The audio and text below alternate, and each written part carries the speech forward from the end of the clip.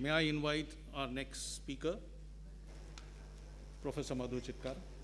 So good afternoon, and after Vishwanathan sir, it's very difficult to talk about anything about the topic because he is a person with the data. I am from a mathematics side, but I don't have so much of data, but try to do justice to the topic.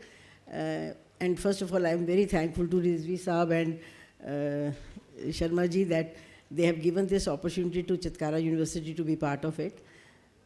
The topic is so beautifully, I think, composed that what should be the best practices and what should be the next. And everybody sitting here, all my fellow educators, we talk about AI, we talk about ML, and we talk about that this is the future. But what is happening actually in our institutes, we all have seen that AI is what AI is. It is artificial intelligence. When it is already artificial, it means it can't be compared with the human being. So what should be the best practices in the future, which is very important for all of us to understand, that the regular teaching will not work. Reason being that 90% of my students, they know better than the educators. Why? Because they are so well read. The social media has given them, in our times it was not there, but now they are well read. Now it means we have to change our pedagogy. Pedagogy has to be changed, and now here point comes when he was very furious about, you are from industry, sir, you are very furious about the academia.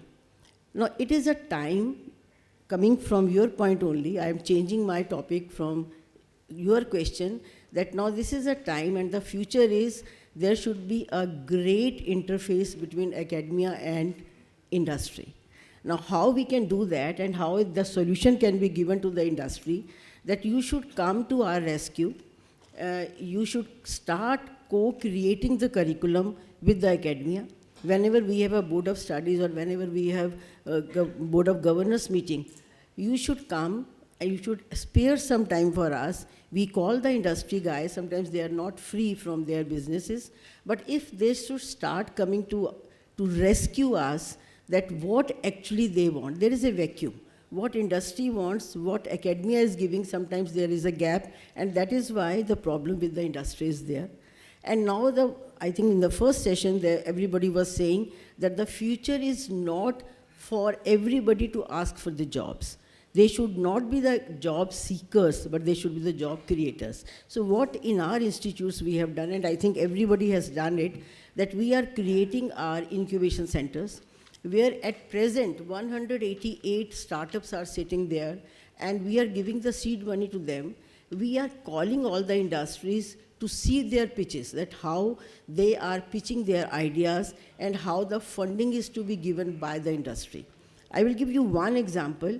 There was an industry near to us, there is a Tynor. So everybody knows that they do the medical equipments, and we asked them that we have 14,000 plus Scopus index papers, but industry has no time to read those papers, that what are the outcomes of those research papers. We all are writing the papers, right? So what we did, we asked that industry, particular industry, Tynor, we said that you just give us a problem to my students, and whatever solution they will give you, we don't want money, but just give them the motivation that you will use that solution. So our students gave them the solution, and it was so beautifully given to them, and in return, they were so happy with the solution. They gave 8 lakhs to that group. And I was so happy seeing that, and now we are starting that cycle, sir. And the NEP 2020 also says that UGC says that 20% of the people from industry can be appointed, and that they will be the professor of practice, and we can do that. Now it is open to us and we can do that. So this should be the future, one. And the second should be that when only AI will come, it will not, because empathy is very important. They are very good in IQ. Intelligent quotient is good. What about EQ? What about SQ?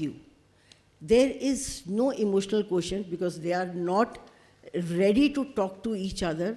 They are not interacting with each other. Same the SQ. What is the social quotient? And for that, what we have done is that we have created the center of happiness. This is a very unique concept which we started. And whenever there is some problem, we said that come to this happiness center. And they are coming regularly and interacting with their peers and then thinking of their problems. I think then if all these comes together, artificial intelligence leads to EQ, and if along with EQ we have the main point which is SQ, socially how they are connected. And the last one which is very important is HQ. What is the happiness quotient with them? So I have some lines which I tried to give you, and you should use this in your curriculum. AI sharpens the mind, EI warms the heart, SQ uplifts the spirit, and happiness completes the circle. So this should be the future, and this is we all have to do. Thank you very much.